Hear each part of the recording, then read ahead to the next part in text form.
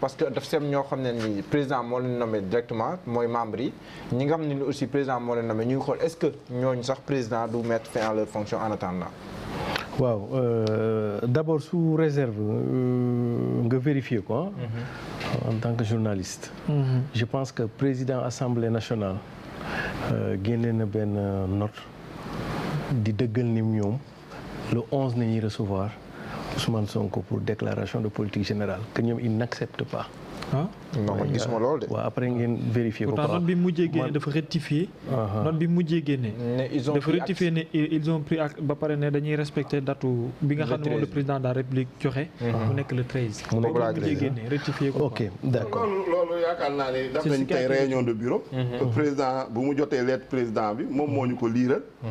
ba pare ne sur la base de article 84 de la constitution. Assemblée nationale day prendre acte. dem nañu conférence des présidents modifier calendrier bi. date 13 septembre boobu moo nekk ci calendrier. pour conférence des présidents. déjà publié nañ ko. absolument secrétaire général assemblée nationale envoyé na ma ko sànq. ok tout à fait. donc pour revenir ci question bi nga ma posé tu me permettras de faire une forme de généralité pour venir ci question bi d'abord Ousmane Sonko. bu mu nekkee opposant dafa permettre sénégalais yu bari yoo xam ni duñu ay initiés ci li ñuy tuddee droit pénal ak procédure pénale d'en connaître on ne peut plus sur ce qu'on appelle le droit pénal et la procédure pénale maanaam Ousmane Sonko ci duggam politique tax na ñi nga xam ni jànguñu droit seen yoon nekkul ci procédure pénale ak i loi pénale affaire Ousmane Sonko tax na ba sénégalais yu bëri yeewu ci la loi pénale et sa procédure aujourd'hui il nous donne l'occasion d'en savoir sur le droit constitutionnel et notamment sur ce qu'on appelle le droit parlementaire. kon mi ngi jàngal daal. très bien mi ngi lii mooy li Viviane di wax mi ngi ñuy faj te piqûre ñu joxuñu comprimé c'est-à-dire que mi ngi lay jàngal te yóbbu la classe. et cetera et cetera. bi ci des. C'est toujours dans cette rubrique pour l'enseignant que je suis lii daf may soxal daf may neex xam nga du tax parce que dafa mel ni pendant longtemps li fait que ñuy am majorité mécanique moo doon tax ni daanuñu mën a appréhender toute la richesse de notre code électoral et de notre règlement intérieur et voire même de notre constitution. dafa mel ni comme donc majorité mécanique dafa doon tax ba lu bari bu ñëwee rek dafa daan jàll et que tey jii am na ay lois yu ñu invoqué tey ça fait plus de 40 ans 50 ans ndeke mi ngi woon ci constitution bi. te kenn mësu koo invoqué. c'est vrai te bu lii très bien te bu lii amul woon. ñu ngi koy kii bi et la question de fond que ça pose mooy est-ce que kon la perspective serait pour les prochaines législatives de tout faire pour éviter les majorités mécaniques boo xam ne mën nañoo xañ ñu xam toute la richesse non ils ont besoin d'une majorité confortable mais boo nee ñun mooy ñun aussi quoi c'est la coalition nous on n'a pas besoin de là c'est le chroniqueur qui est là voilà d'accord wala léegi bàyyi naa politique mais léegi en fait à mon avis ils n'ont pas besoin d'une majorité écrasante pour écraser qui d'ailleurs mais peut-être une majorité confortable pour gouverner et c'est ça qui nous permettra et d'ailleurs ça Ousmane Sonko daf ko doon wax à l'époque et cetera bi ci des j'ai même envie pour taquiner en évoquant waaw maa ngi ñëw de mais xam nga ñun Saraba suñuy affaire ñun Saraba xam nga yéen di ngeen àgg da ngeen di yéen rek mais da ngeen waaw nga ne pour taquiner un peu voilà pour taquiner un peu sama xel dafa dem ci pièce de théâtre Jean Giraudoux la guerre de Troie n'aura pas lieu. La guerre de Troie n'aura pas lieu. Voilà finalement lieu. Très bien et finalement. 3 bi nag bokkul ak ñett de 3 dëkk la bu nekk France.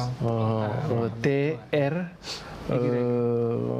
voilà TROYES. non TROIE. non 3 bële TROIE.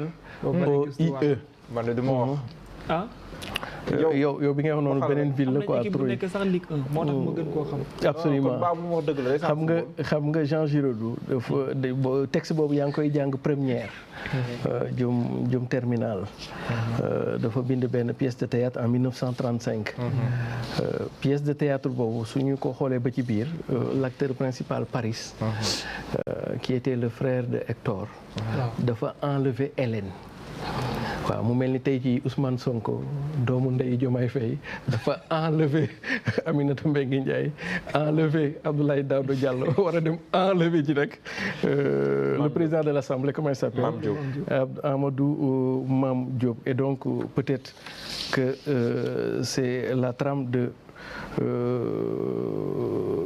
la pièce de théâtre de la guerre de Troie bi ci des dafa am benn way buy faral di bu may dégg ci TikTok bi mooy lundi matin Sonko son vélo et sa musette s'en va à Bobo pour toucher sa passion, le vent dans le dos, le destin au loin, puisque c'est ainsi il reviendra demain.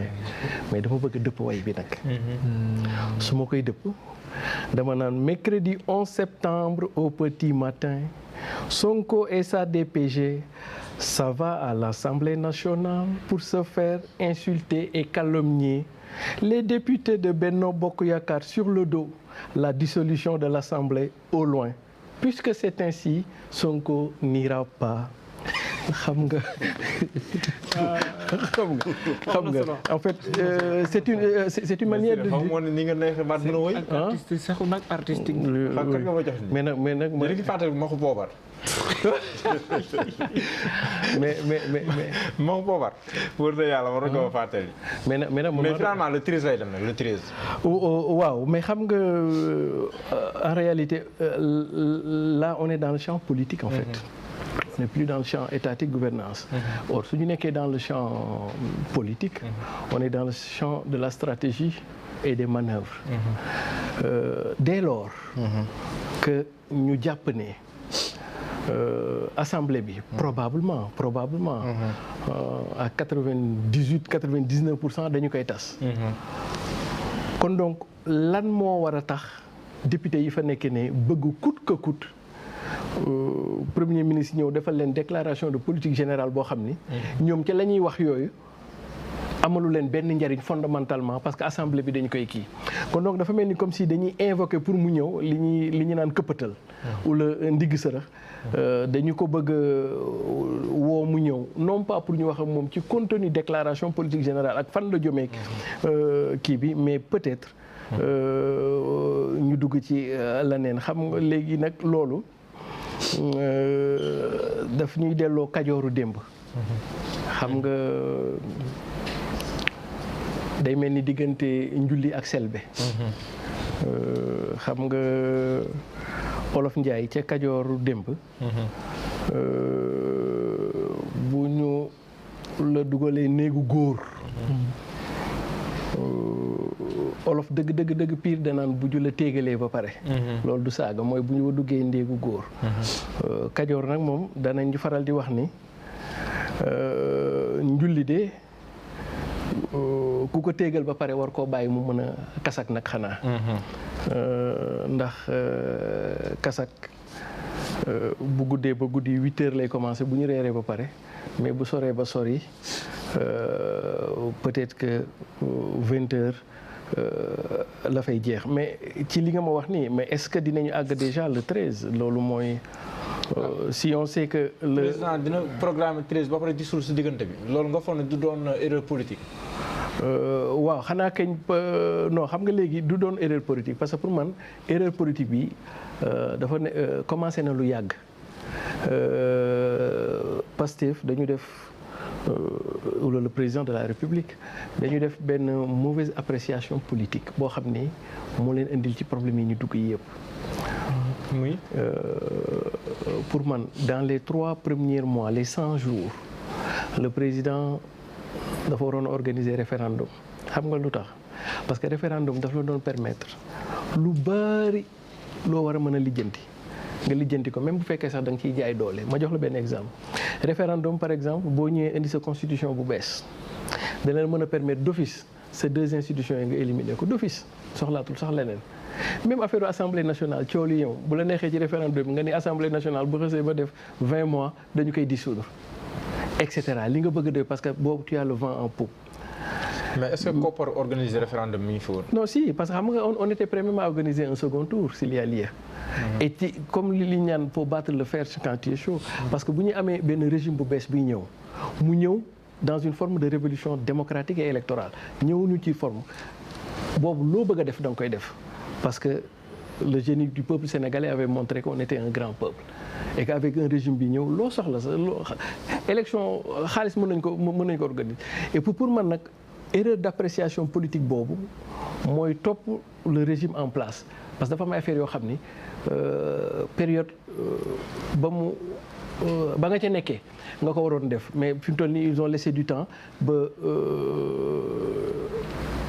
l'opposition xaw a am benn affaire bu mu toogee voilà léegi nag HCCT bi et c'est là où ça devient intéressant parce que léegi on a benn problème entre exécutif ak législatif nous n'en sommes pas encore au niveau d'une crise politico-institutionnelle nous sommes dans une tension politique et institutionnelle boo xam ni risque bi mooy après conseil constitutionnel da ciy dugg wala mën na cee dugg conseil constitutionnel. la. waay xam nga lu tax parce que très bien ma jox la benn exemple.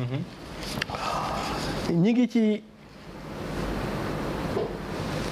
yi nga wax ni conseil économique et social.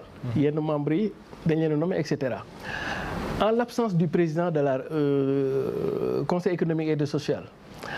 qu'adviendra-t-il de l'ordonnancement pour ñoom ñu recevoir seen salaire.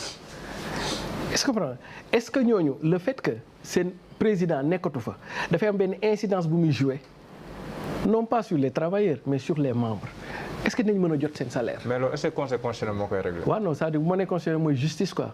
En fait on a un problème entre l'exécutif et le législatif. Après fan lay mujjee ji le judiciaire. mais lii c'est une prérogative du président ça n'a rien à voir avec le législatif. Par exemple le fait qu'il prenne un décret pour. dindi fa ñaari présidents yi. waaw loolu. pouvoir discrétionnaire am la. waaw non xam nga dama dégg ci ay ñenn ñu may expliquer ni ñële ils risquent de ne pas dañu bloquer lépp. Ils risquent de ne pas percevoir leur salaire. or comme yi lañ coupé. très bien maintenant léegi après day poser ay questions de droit. est-ce que bu ñu tëbalee président institution. ñeneen ñi ci des. mën nañoo voilà très bien ça c'est une question de droit après qui va se poser parce que foofu ay fonctionnaires ñoo koy gérer secrétaire mais y a les membres yoo xam ne dañuy am salaire ou indemnité xaw ma nan la est-ce que le fait que ñu tëbal kii bi est-ce que dans les procédures administratives le président à partir de 15 de chaque mois dafa doon def ordonnancement pour ñu mën a def les virements et cetera ban impact la ci am c'est des questions de droit parce que dégg naa quelque part est-ce que comprendre bi ci des tamit mooy fii ba keroog ñu koy dissoudre certainement Assemblée nationale buy ñëwaat moo koy dissoudre. Qu'adviendra-t-il de ces institutions sans un président? Totem c'est une question de fond. Est-ce que dans l'intervalle jëlee nañ leen fa mais aussi peut-être dinañ fa tegaat beneen président ou bien dañuy nekk benn institution bu amul président muy continuer di fonctionner noonu sans président sans matière.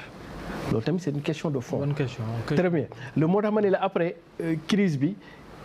il faut que après am na fu ñu ciy toll dañuy am arbitrage yu ko bi ci des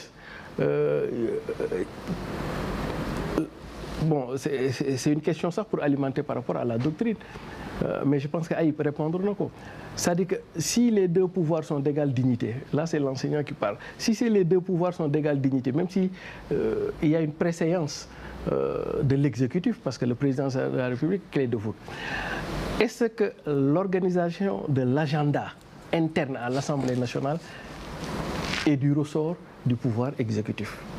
Est-ce que exécutif mënul comme dans la Constitution joxe les grands indicateurs par exemple fii mënu leen defal leen ma benn session mais bu leen génn ci 15 jours yi maintenant nañuy toggee ñoom ba ci 15 jours yi ban dal nañu tànn ak yooyu est-ce que du seen cër ak yooyu c'est une question de fond moo tax ma jàpp ne mais cër bi ak lu mën a doon faaw mu wékku également ci règlement wu institution bi muy fonctionner. très bien voilà léegi nag moom laa lay expliquer ma ne léegi assemblée nationale est-ce que du ñoom. en tant que pouvoir lay évoqué de. voilà très bien mais c'est-à-dire que même ça c'est un débat doctrinaire même bu ko invoqué. bu ñu xasee ba dugg ci assemblée nationale est-ce que assemblée moom cëggal guyam moom. pour organiser affaire yëpp l'essentiel mooy bu mu génn ci délai calendrier yi ñu ko jox ni c'est les 15 jours là parce que aussi n'oublions pas que c'est une institution et donc li ma ci jàpp mooy soo maytul il y aura nécessairement un arbitrage de la justice et quand je parle de la justice je parle en termes de pouvoir le Conseil constitutionnel dans kii mais vivement qu'on en finisse avec situation yi ñu dem ni en tout cas pour li ma jàpp te foofu laa lay joxe kàddu gi li ma jàpp ni moo ñuy mën a permettre ñu dem dans les questions urgentes parce qu'on perd beaucoup de détails ci politique mooy le 12 bu jotee minuit président dissoudre ko ñu jàll ci leneen